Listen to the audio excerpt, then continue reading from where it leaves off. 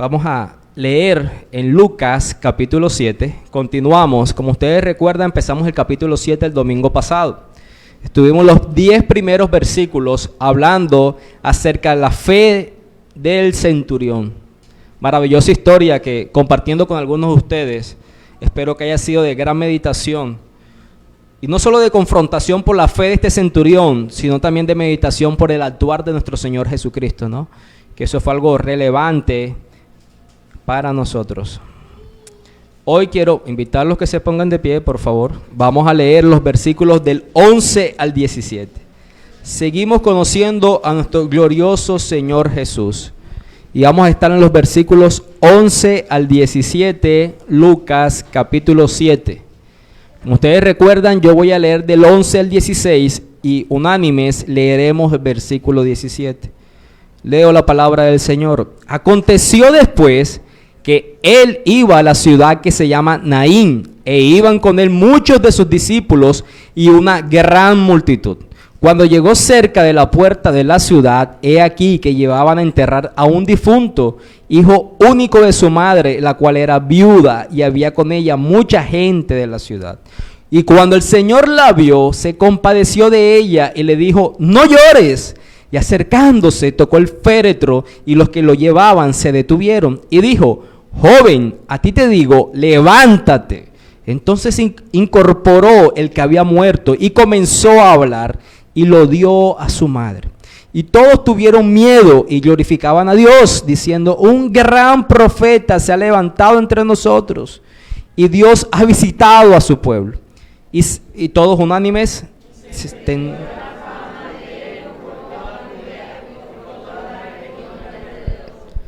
Vamos a orar. Padre, Señor, bendito Dios. ¿Cómo empezar orando en este día con la información que les compartí a la iglesia hace un momento acerca de poblaciones donde hay pueblo tuyo, iglesia tuya, que no se puede reunir a celebrar este día?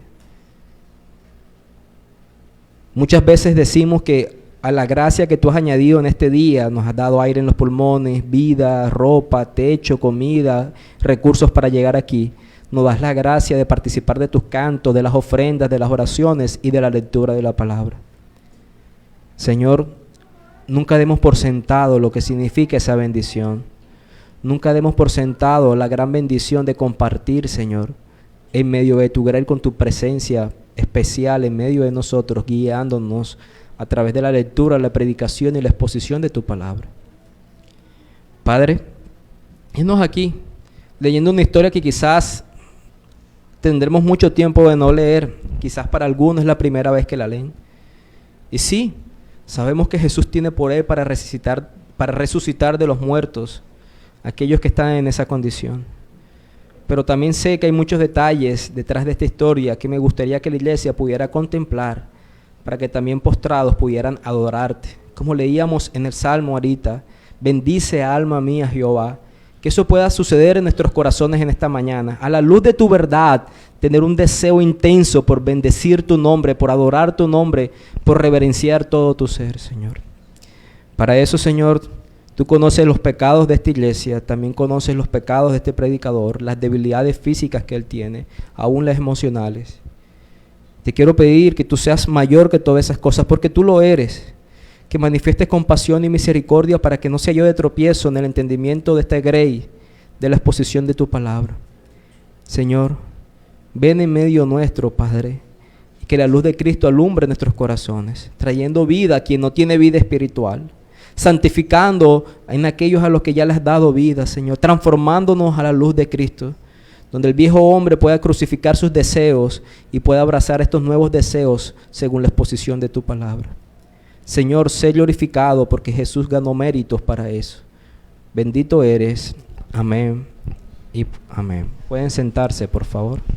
Quiero recordarles los celulares en modo silencio, vibrador, apagado, o me lo van a guardar de cualquier forma, que no sea de tropiezo en esta mañana.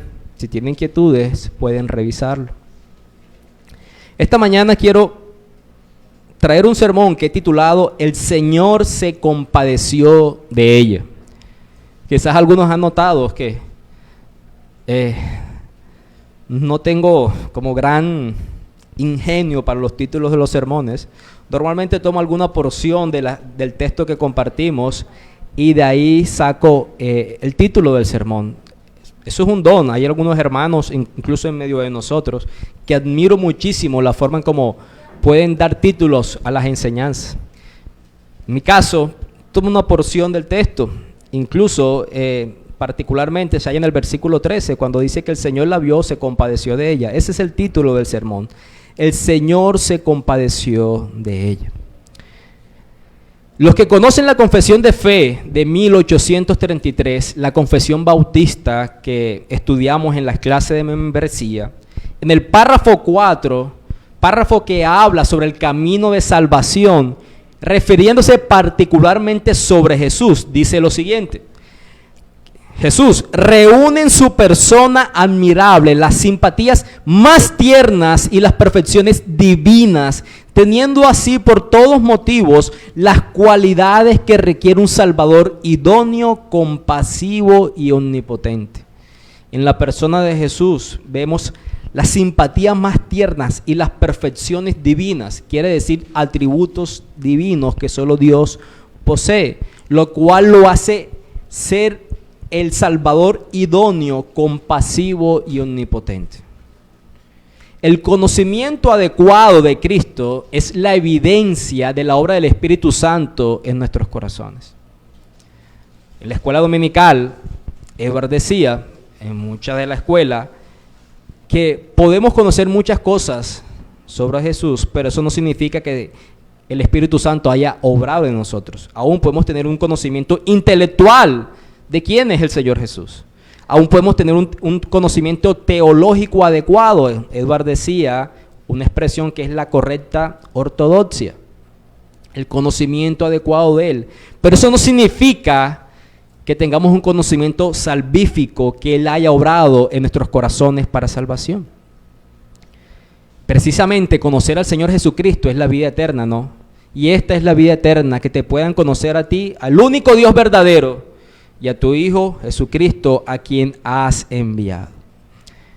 Con eso en mente, esto es, de paso es un anuncio que iba a dar al final, pero me sirve de ilustración. Nosotros como iglesia, a partir de este año, las personas que desean participar del bautismo, y no solamente del bautismo, que están empezando a congregarse en medio de nosotros, tenemos un curso introductorio, como un discipulado que nos permite como acercarnos a usted si viene por primera vez, o si usted quiere bautizarse, también debe tomar estas clases. Son 6 clases, un gran resumen de toda la teoría que pudiéramos abarcar, de eso se trata la vida eterna, que podríamos llamar como una cristología, quiere decir el estudio particular de Cristo. Son unas clases que nuestro hermano Andrés Munive comparte, y ahora en junio vamos a tener otro segmento. Lo hacemos los domingos después del sermón, si usted quiere participar. Y lo hacemos de tal forma que aquellos que desean bautizarse, ¿qué es bautizarse? Es atender una ordenanza establecida por Cristo, identificarse públicamente con su obra y decir públicamente por medio de la obediencia de ese acto que tenemos fe en Él. Y lo que hacemos con este curso es darle un mayor peso a su conciencia acerca de quién es el Señor Jesús, cuáles son sus atributos, cuál es su obra, para que el día que usted diga yo quiero bautizarme, su conciencia tenga el peso suficiente de decir ese es el Cristo en el que yo creo. Y en la mañana de hoy, con este pasaje, lo que pretendo o es mi intención, si Dios lo permite, es ver varias de esas simpatías más tiernas y perfecciones divinas que posee nuestro Salvador. A la luz de este texto y de esta historia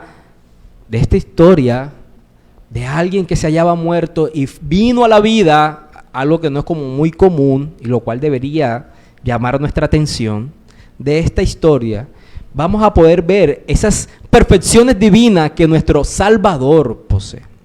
Básicamente son 2 puntos: las perfecciones divinas y la respuesta de las personas delante de esas perfecciones. Lo vamos a ir haciendo en modo de lectura y en modo de explicación.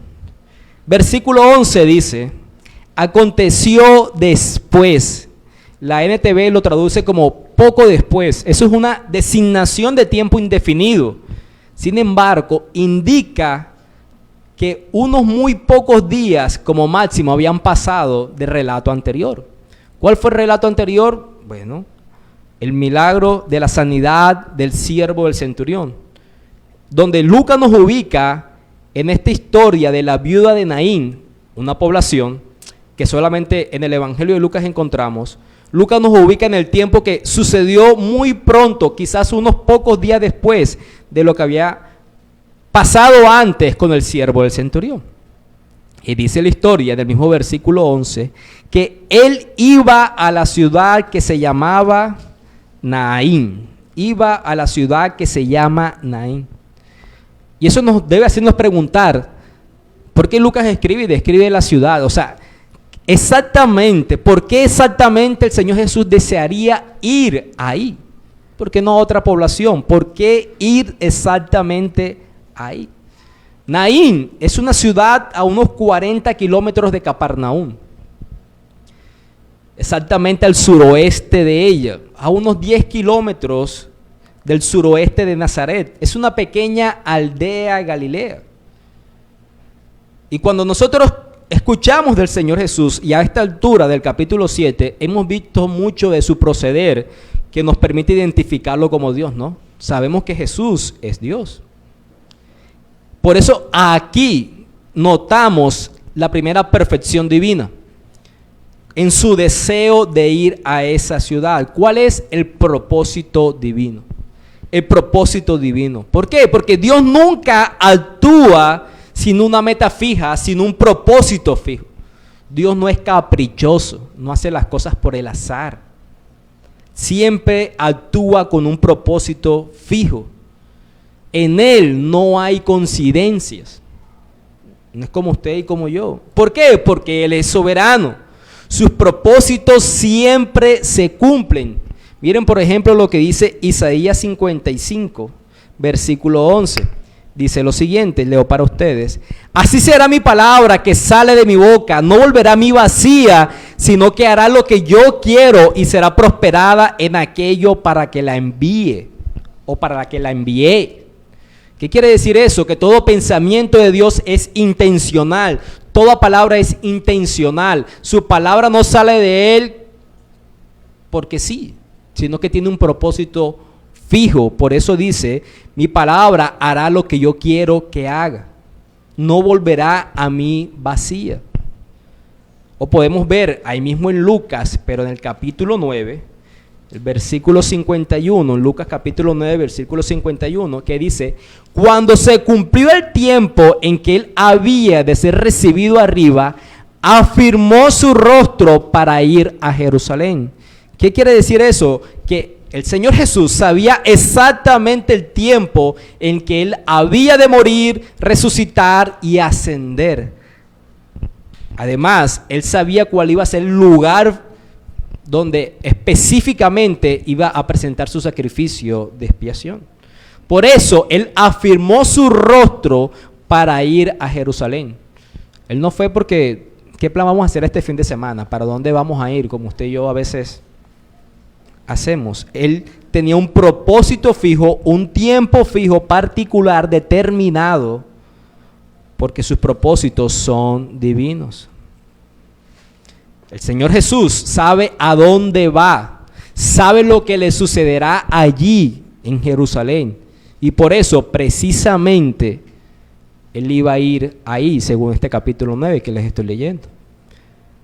Ustedes recuerdan esa expresión que normalmente encontramos en el Evangelio de Juan, cuando Él dice, aún no ha llegado mi hora. Eso hace evidente que Él conoce cuál es su tiempo, su lugar, su momento. Él conoce el propósito divino. ¿Por qué? Porque Él es divino. Él es Dios. Y nuestra historia sigue avanzando. Podemos ver su propósito divino. Él va particularmente a esa ciudad Naín, no por asuntos del azar, sino porque Él ha determinado algo que sucedería ahí. Entonces viajan ahí, y normalmente era un viaje que se hacía a pie. Recuerden, les dije, son 40 kilómetros, más o menos entre donde se encontraba en Capernaum, hacia Naín, esa población. De aquí a Manaure son 34.9, 35 kilómetros. Podríamos decir que más o menos desde el batallón de ingenieros hasta Manaure serían 40 kilómetros. Imagínense ese viaje a pie. Y dice que ese viaje lo hizo no solo, iba con él muchos de sus discípulos, una gran multitud. Por lo tanto, es un viaje alrededor de un día completo, trasladarse con tantas personas en esos 40 kilómetros alrededor.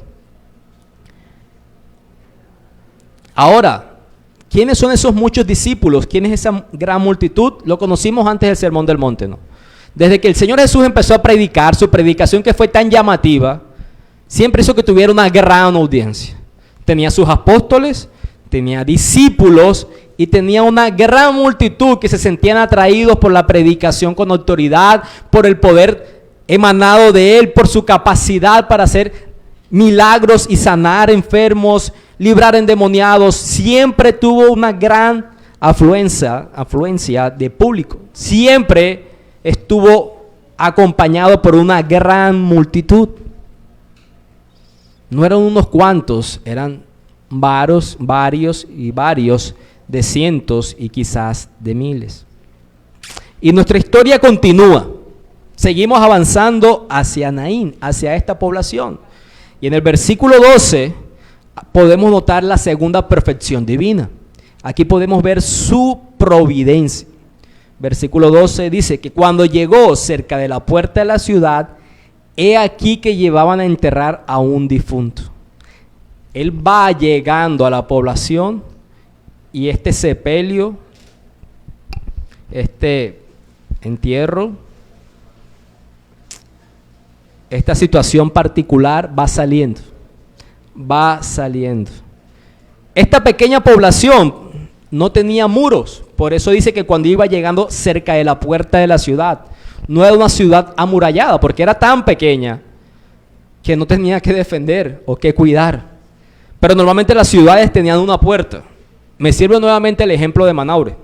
La gran mayoría aquí ha ido a Manaure y ustedes van entrando a Manaure y ustedes han visto que tiene ahí el balcón del Cesar, creo que dice, ¿no? Que es como la entrada a la población. Balcón turístico del Cesar, creo que dice. Algo así era esta ciudad, una puerta de entrada. Y en esa puerta es que empieza a suceder los hechos que aquí Lucas nos narra. Y Lucas nos pide que hagamos como un alto, porque él dice, cuando llegó cerca de la puerta de la ciudad, dice, he aquí. Como aquí hay algo relevante, importante, algo está sucediendo. Haz como un alto y mira qué es lo que está sucediendo. Que mientras Jesús se disponía a entrar a esta población, iba saliendo un funeral en el momento exacto.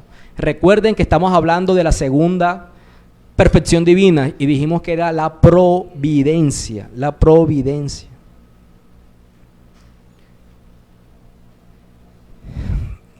Me gusta como lo define el pastor John MacArthur. ¿Qué es la providencia de Dios? La providencia de Dios es tomar todos los eventos naturales y orquestarlos perfectamente para llevar a cabo su propósito. Es como Dios dirige todos los eventos naturales y los alinea para que su propósito se cumpla, ¿no? Vimos primero ese propósito de ir particularmente a esta población. Ahora la providencia, que él va llegando y va saliendo el funeral. Qué casualidad, entre comillas. Qué casualidad, entre comillas. Eso no es casualidad, eso es providencia. Por ejemplo, miren cómo lo describe los proverbios. Los proverbios tienen bastante de la providencia de Dios. Proverbio 16 dice lo siguiente en el versículo 9. Proverbio 16, versículo 9, dice lo siguiente. El corazón del hombre piensa su camino, mas Jehová endereza sus pasos. Usted piensa algo, pero quien lo direcciona es el Señor. El mismo versículo 33 del Proverbio 16. La suerte se echa en el regazo, mas de Jehová es la decisión de ella. Usted puede creer que está jugando al azar o haciendo algo, pero el resultado de sus acciones son determinados ¿por quién? por Dios, por Dios. Y quizás como dice el profeta Amós, me encanta como lo dice el profeta Amós en el capítulo 3, versículo 6, dice él: ¿habrá algún mal en la ciudad el cual Jehová no haya hecho? ¿Hay algún asunto particular que suceda en el cual Dios no haya determinado? Obviamente sabemos que Dios no es el autor del pecado. El punto es que su autoridad, soberanía y gobierno está por encima de las acciones del hombre. ¿Qué vemos aquí? Una sincronización perfecta. Él llega, el funeral sale. Una sincronización tal como cuando Abraham necesitó algo que sacrificar como el sustituto de Isaac. Y allí cerca suyo hubo un carnero, según Génesis 22:13. O en el caso de Ruth, la moabita, que sale al campo una mañana para juntar unas espigas que quedaban de la cosecha. Y aconteció que aquella parte del campo era de Booz. Y aquel era precisamente el hombre indicado, su futuro marido, aunque ella en ese momento que fue a buscar las espigas, no lo sabía. Como Ruth capítulo 2, versículo 13. O la historia que me encanta del apóstol Pablo, cuando es rescatado por el testimonio de su sobrino, Hechos 23, los versículos de 12 al 24, que compartimos hace como 3 o 4 miércoles atrás. Se los resumo, en esta historia, Pablo está preso. Y hay un grupo de judíos, unos 40 judíos, que hacen un voto donde ellos se comprometen a matar al apóstol Pablo. Y ya hacen un plan frente a los sacerdotes, le dicen: díganle a las autoridades romanas que ustedes quieren nuevamente escuchar el testimonio de Pablo, y en el trayecto estamos comprometidos con nuestra propia vida que lo vamos a matar. Cuando este grupo de personas le está diciendo a los sacerdotes, el sobrino de Pablo de 12 años está escuchando providencialmente, casualmente esa información. Él va y corre, se lo dice al apóstol Pablo. El apóstol Pablo le dice: ve y habla con el capitán de la guardia romana. Un capitán de la guardia romana escuchando a un niño judío por ahí de unos 12 años. ¿Qué hizo que este capitán escuchara a ese niño? ¿Y qué hizo que ese niño estuviera en el momento exacto? La providencia de Dios. Por cierto, Pablo fue salvado de esa escena. Hechos 23, 12 al 24, si quieren leerlo. Y ver esta perfección divina de la providencia de Dios debería darnos sumo consuelo de cómo Él ejerce su providencia. Él llega en el momento justo, porque todo lo hace conforme a sus propósitos. Ahora, la historia continúa. Y ahí, en el versículo 12 del capítulo 7, seguimos leyendo que se encontró con estas personas que llevaban a enterrar un difunto. Obviamente no iban a enterrar un vivo, pero así dicen las escrituras. ¿Cómo eran los funerales de la época? A mí me gusta ponerles un poco el contexto. Me gusta siempre hablarles un poco más del contexto para imaginarnos ahí. Ya les dije cómo era la población, la entrada, tipo Manaure, más o menos así. Una distancia alrededor de lo que estábamos allá. Los funerales de esa época normalmente se contrataban a 2 personas que tocaran la flauta, a otro que tocara un címbalo, como para generar un escenario adecuado de congoja, de aflicción. Se contrataban mujeres que endecharan, lloronas, ¿cómo decir?, profesionales. En serio, contrataban mujeres que no tenían nada que ver con la familia para hacer el ambiente propicio de duelo de lo que significaba estar en medio de un funeral. La preparación del cuerpo, normalmente se aplicaba algún tipo de talco parecido, algún tipo de hojas, y era envuelto la persona. Y aunque nuestro texto más adelante dice que habla acerca del féretro, no lo vean como un ataúd, porque en ese entonces los judíos no practicaban los funerales con eso, sino más bien como una especie de camilla donde lo trasladaban. Los entierros eran inmediatos del mismo día, por la descomposición. Recuerde que lo que hoy en día utilizan, en ese momento no se usaba, que era el formol. Lo que nos puede hacer pensar que quizás cuando el Señor Jesús se trasladó de Capernaum para Naín, aún el hijo de esta viuda no había fallecido. Pero él salió hacia esa ciudad y llegó justo en el momento que ya lo iban a enterrar.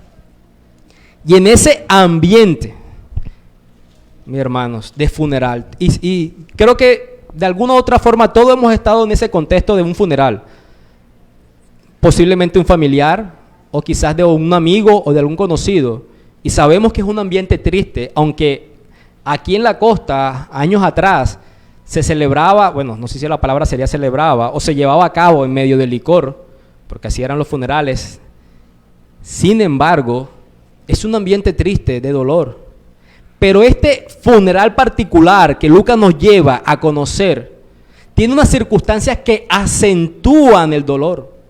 ¿Por qué? Porque se nos dice que era una viuda y además que se había muerto su único hijo. Qué dolor, ¿no? Ya había tenido que enterrar a su esposo y además quien proporcionaba compañía para ahora, que era su hijo, ya no estaba. Eso podía significar muchas cosas para ella, un abandono total. Recuerden la condición de las mujeres en esa época. Se perdía el relevo generacional y además quien pudiera sustentarla y cuidarla. Este dolor tan agudo de enterrar a un hijo es una ilustración que los profetas en el Antiguo Testamento usaban con regularidad para manifestar el dolor que la nación debía sentir en una circunstancia particular. Miren, por ejemplo, Jeremías capítulo 6. En Jeremías capítulo 6, versículo 26, el profeta dice lo siguiente: hija de mi pueblo, cíñete de cilicio y revuélcate en ceniza, ponte luto como por hijo único, llanto de amarguras, porque pronto vendrá sobre nosotros el destruidor. El mensaje de juicio que daba Jeremías por parte de Dios decía que deberías tener sumo dolor. ¿Como quién? Como la pérdida del hijo único. Es un dolor terrible, terrible. Algunos que lo han tenido que vivir me han dicho que son las circunstancias más dolorosas, que nunca un padre debería enterrar a un hijo. En Amós capítulo 8, versículo 10, encontramos también una relación con este tipo de dolor. Amós capítulo 8, versículo 10, dice lo siguiente: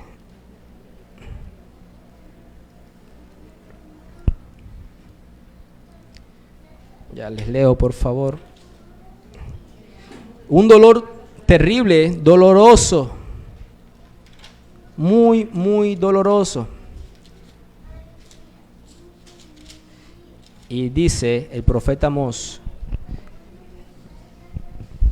Amós 8, versículo 10, dice lo siguiente: y cambiaré vuestras fiestas en lloro y todos vuestros cantares en lamentaciones, y haré poner cilicio sobre todo lomo, y que se rape toda cabeza, y la volveré como en llanto de unigénito, y su postrimería como día amargo, como llanto de unigénito.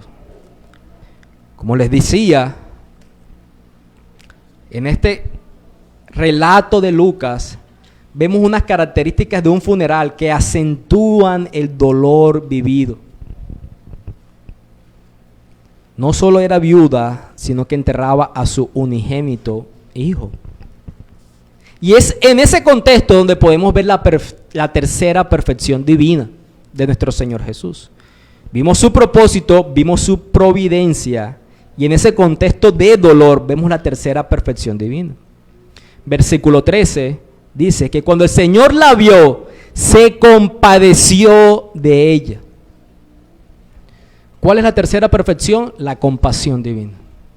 La compasión divina. La versión NTV la traduce como rebosó de compasión su corazón. Esto aquí no se trata de la redención, sino simplemente de simpatía con la tristeza humana. Como cuando Jesús lloró sobre la tumba de Lázaro por ver las consecuencias del pecado que generaba división sobre las familias.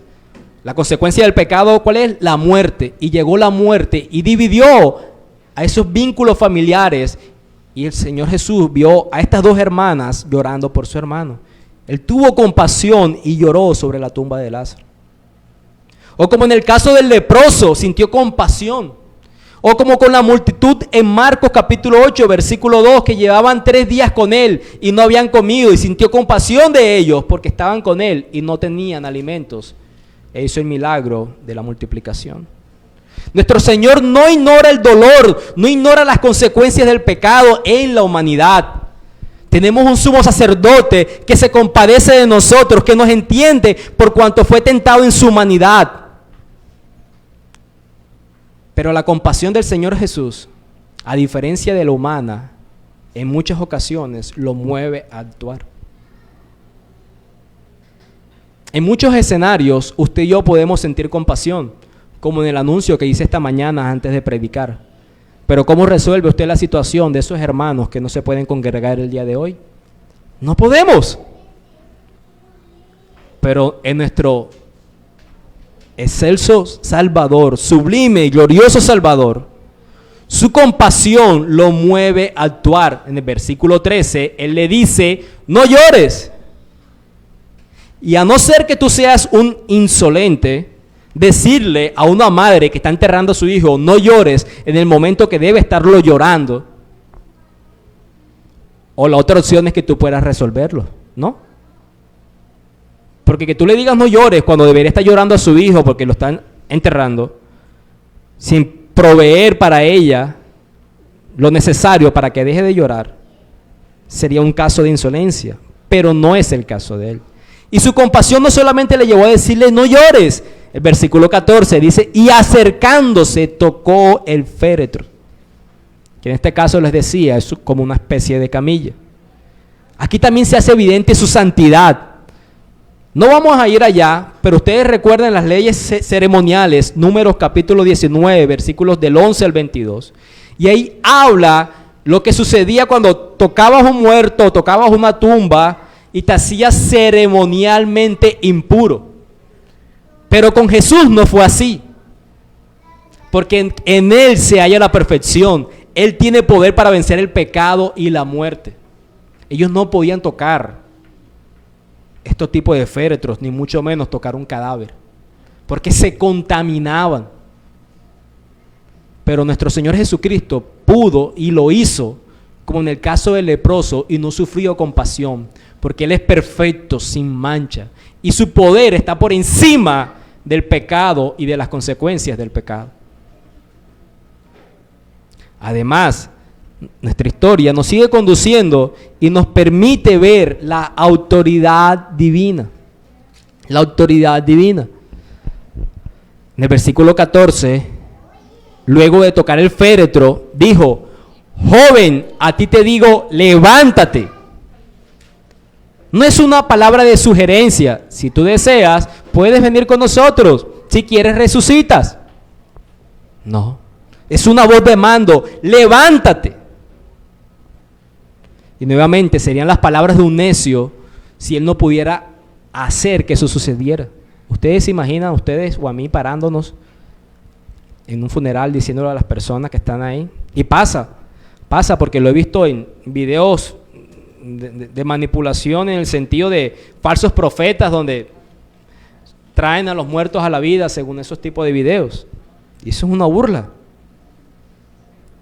Miren las palabras del Salmo 33:9. Porque Él dijo y fue hecho, Él mandó y existió. ¿Qué nos deja ver eso? Que junto con su autoridad divina, que es otra perfección divina, se halla su poder divino. Versículo 15. Entonces se incorporó el que había muerto y comenzó a hablar.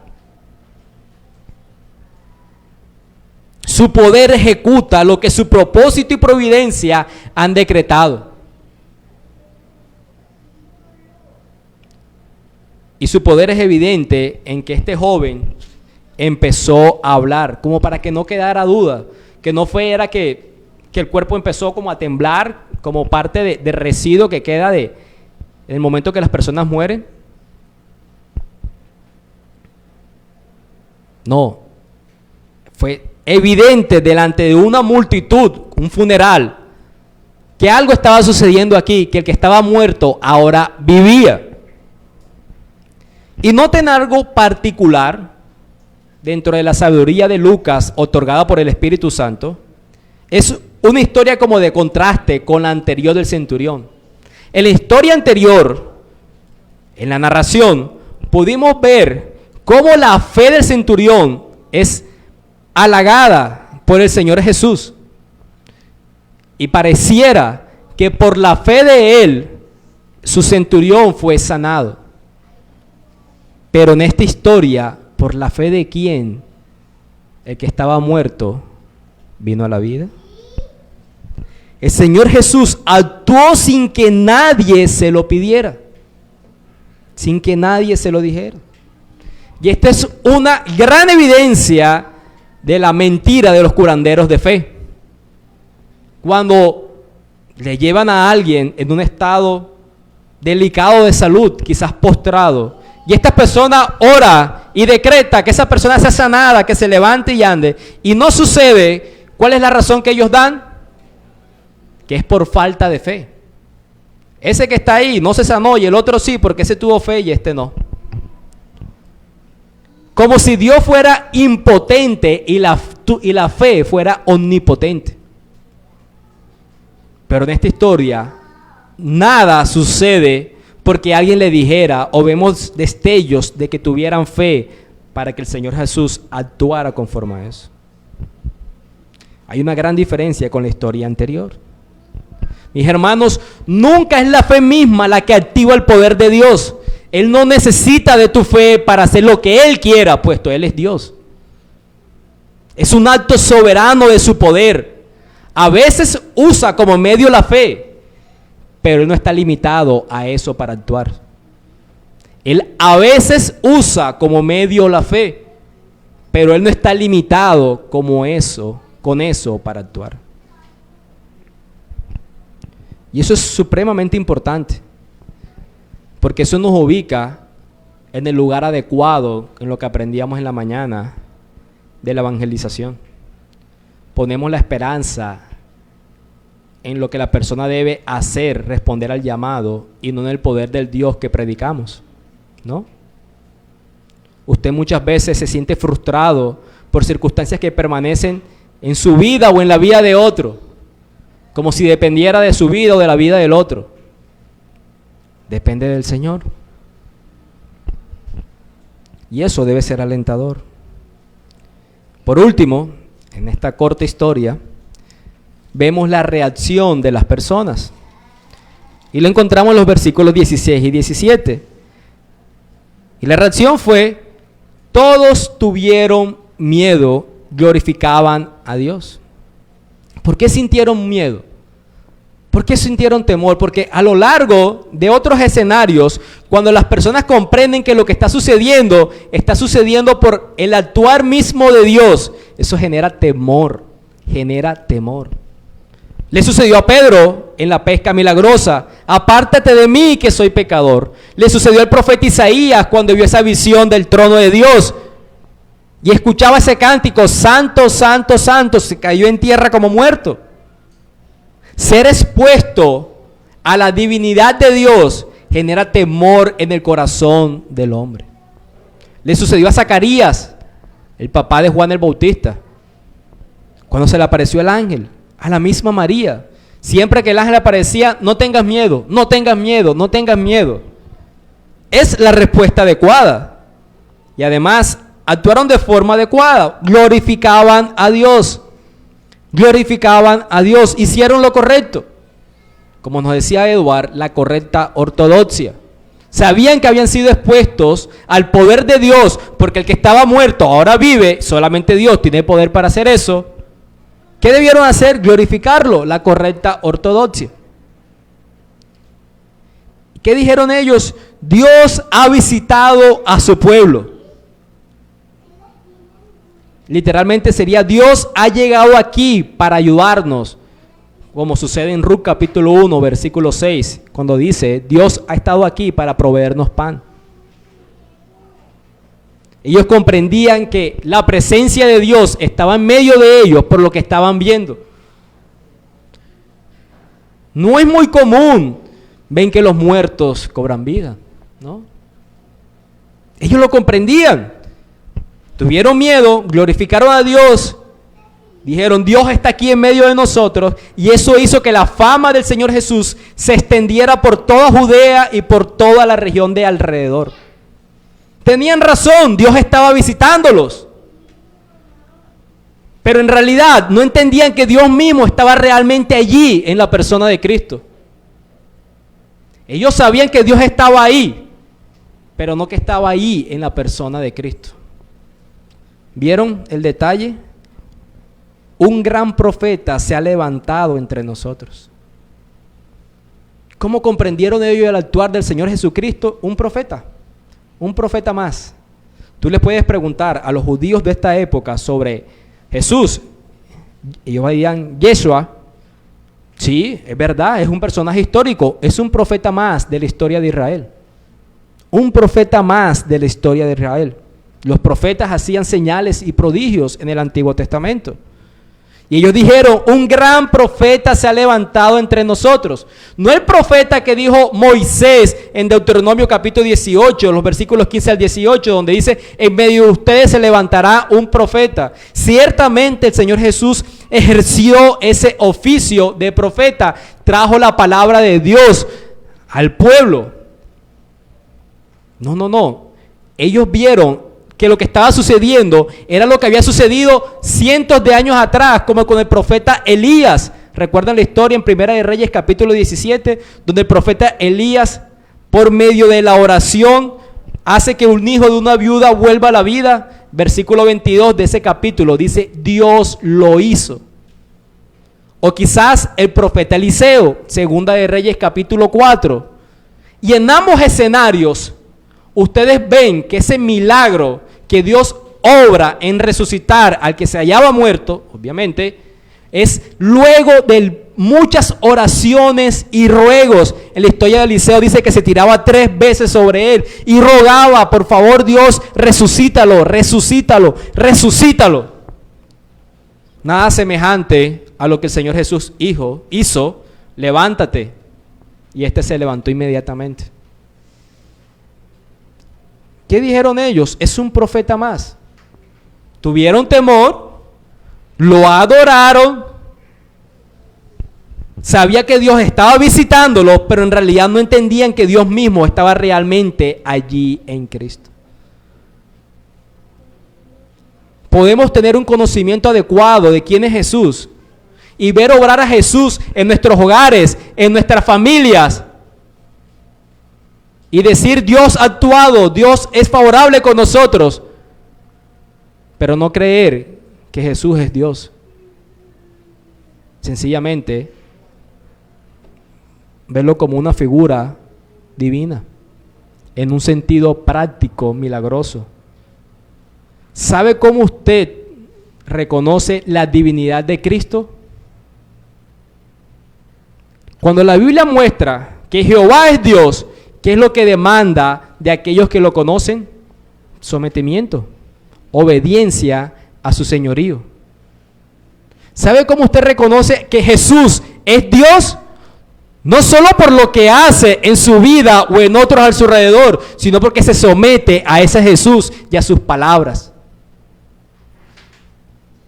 Esa es la diferencia entre las personas que vieron a este joven resucitar y en aquellos que verdaderamente tienen fe en Jesús como el Hijo de Dios. Miren las palabras de Mateo capítulo 16, que ustedes conocen muy bien. Mateo capítulo 16, los versículos 13 al 16, dice, viniendo Jesús a la región de Cesarea de Filipo, preguntó a sus discípulos, diciendo, ¿quién dicen los hombres que es el Hijo del Hombre? ¿Qué respondieron ellos? Unos Juan el Bautista, otros Elías y otros Jeremías o alguno de los profetas. Esa era la visión del pueblo que lo crucificó, del pueblo incrédulo. Tú vienes de parte de Dios, tú eres enviado por Dios, pero saber que tú lo ves a Él como Dios es cuando te sometes a su señorío, a sus palabras y lo obedeces. Él les dijo, vosotros, ¿quién dices que soy yo? Respondiendo Simón Pedro dijo, tú eres el Cristo, el Hijo del Dios viviente. ¿Y cómo sabemos que Pedro creyó verdaderamente eso? Por lo que vemos a lo largo de la historia, sometiéndose a la voluntad del Hijo. Podemos estar expuestos al actuar milagroso de nuestro Señor Jesucristo y decir, ese es Dios actuando, y es verdad, puedes adorarlo, y es verdad, puedes extender su nombre en las personas alrededor, y es verdad, pero aún así, puedes que no lo veas como Dios, porque no te sometes al señorío que debe someterse la creación a Dios. De manera particular, quiero cerrar con este detalle. Este glorioso Salvador, quien reúne las simpatías más tiernas y las perfecciones divinas, como dice la confesión de fe. A diferencia de usted y yo, que podemos experimentar la compasión como un atributo humano, no está limitado para corresponder a esa compasión. Usted y yo muchas veces sentimos compasión, a veces aún hasta por los argumentos equivocados, las razones erróneas. Pero que la vio a ella, que se compadeció de ella, que le dijo no llores, luego en el versículo 15, que resucitó al joven, dice el versículo, lo dio a su madre. ¿Ven cómo su poder actúa de la mano de su compasión, donde su providencia lo ha llevado con un propósito determinado de antemano? ¿Ven cómo no está limitado para satisfacer las necesidades espirituales y físicas que tú y yo podemos llegar a tener? Ese es el glorioso Jesús en el que tú y yo creemos. En aquel que aunque muchas veces tú no entiendes lo que está sucediendo, su propósito está alineado con su providencia para fines de santificación o de salvación, y todo su poder está a la mano de Él para actuar según las necesidades que tú y yo podemos tener. Muchas veces nos sentimos frustrados profundamente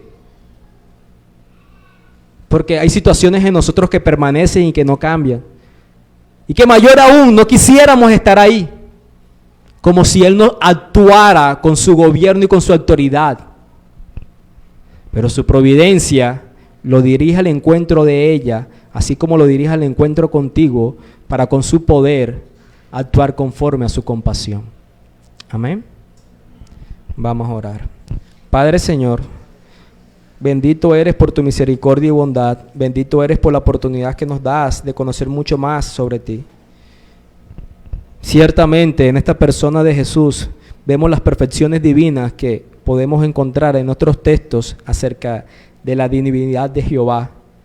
Solo existe un único Dios verdadero, que existe o subsiste en tres personas, Padre, Hijo y Espíritu. Los tres son Dios, los tres son distintos.